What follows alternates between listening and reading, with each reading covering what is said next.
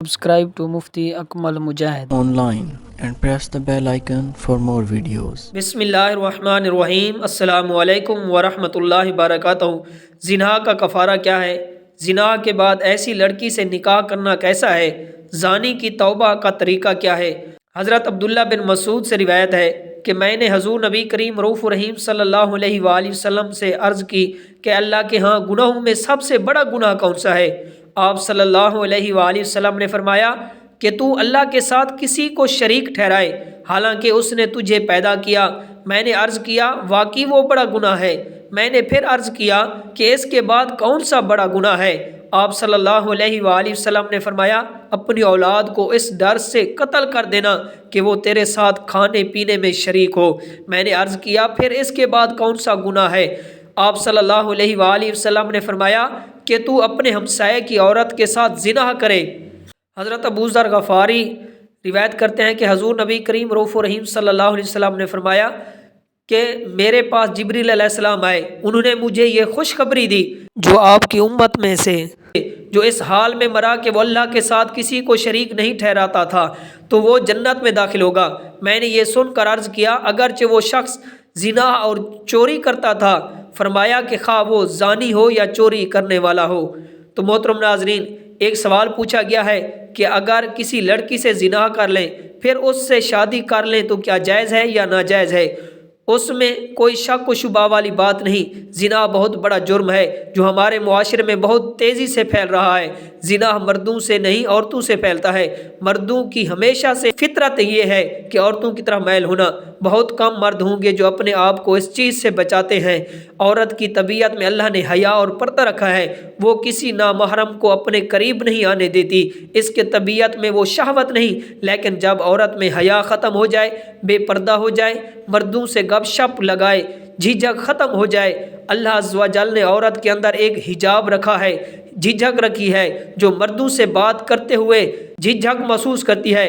جب یہ جھجھک ختم ہو جائے تو عورت تک پہنچنا آسان ہو جائے گا، پھر چند فیصد لوگ ہی بچ پاتے ہیں۔ قرآن میں بیان کیا گیا ہے کہ یوسف علیہ السلام کو عورت نے دعوت دی مگر یوسف علیہ السلام اس کے قریب نہیں گئے۔ یہ پیغمبر کا بہت بڑا کمال تھا۔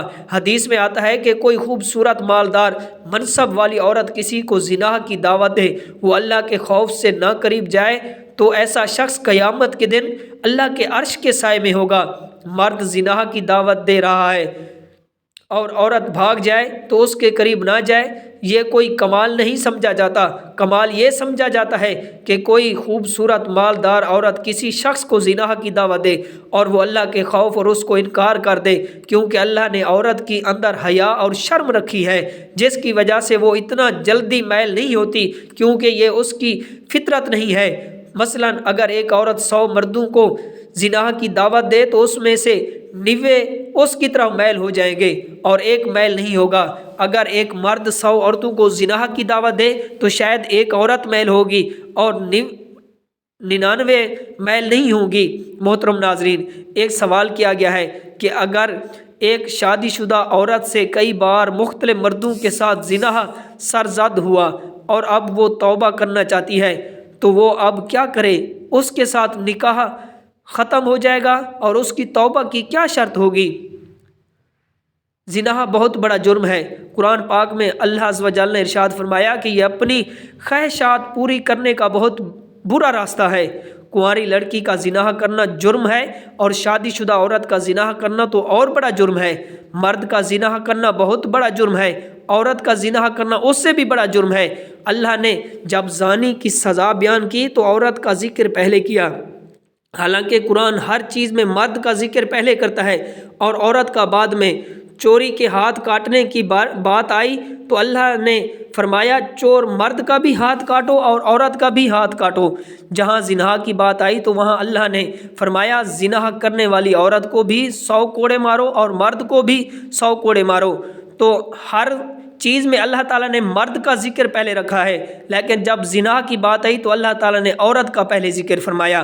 یہاں عورت کا ذکر اس لیے پہلے کیا گیا کیونکہ عورت میں زنا کی رغبت کم ہوتی ہے اور اس میں حیا بھی ہوتی ہے، اور اس کے باوجود اس کا زنا کرنا یہ بہت بڑا جرم ہے۔ مرد کا زنا کرنا بھی بہت بڑا جرم ہے۔ اللہ نے زنا کی سزا دونوں کی ایک رکھی ہے، لیکن عملی طور پر دونوں کے جرم میں فرق ہے۔ اللہ نے سزا ایک کیوں رکھی ہے؟ یہ اللہ کی حکمتیں ہیں، اللہ ہی بہتر جانتا ہے۔ اگر شادی شدہ عورت زنا کرے تو یہ اتنا بدبودار جرم ہے کہ قرآن کہتا ہے کہ اگر یہ ثابت ہو جائے گواہوں سے اور اقرار سے اور ایک مخصوص طریقے سے تو ان کو زمین میں گاڑ کر پتھروں سے ہلاک کرو۔ زنا ایک بہت بڑا جرم ہے۔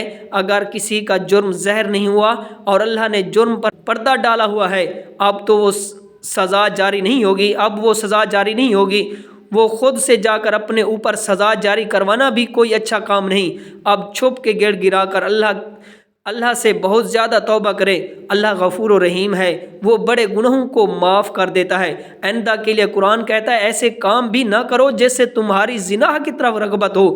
اس خاتون کو چاہیے کہ اللہ سے گڑ گرا کر معافی مانگے اور صدقہ خیرات بھی کرے، جیسا کہ اللہ عز و جل نے قرآن مجید میں فرمایا کہ جو توبہ کر لے گا اور اپنے عقیدے کو مضبوط کر لے گا، آئندہ نیک اعمال اختیار کر لے گا تو اللہ اس کے گناہوں کو معاف کر دے گا۔